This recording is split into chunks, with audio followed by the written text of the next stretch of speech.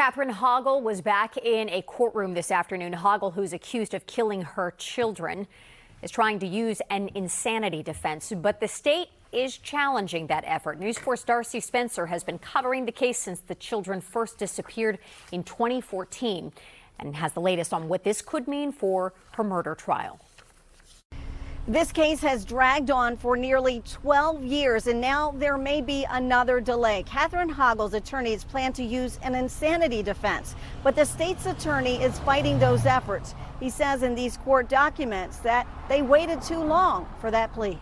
Catherine Hoggle is accused of killing her kids, Sarah and Jacob, back in 2014. Her attorneys now say she plans to plead not criminally responsible, which is similar to an insanity defense in Maryland. But Montgomery County State's Attorney John McCarthy said her attorneys filed the plea too late, calling it a 7-month delay.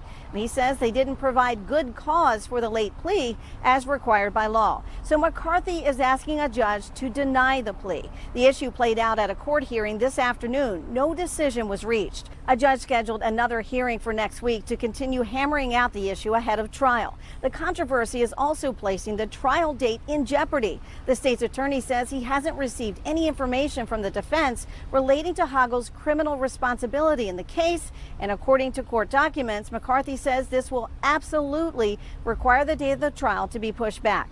It is the latest potential delay in a case that many of us have followed for more than a decade. After years of delays due to her mental health struggles, Hoggle was found competent to stand trial on murder charges back in December. Her kids have never been found.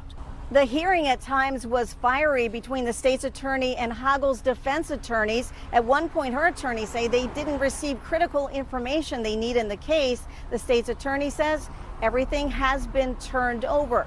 This is setting the stage for a very interesting trial, which for now has been set for October 19th. In Rockville, Darcy Spencer, News 4. There's another hearing on the case that is scheduled for next week.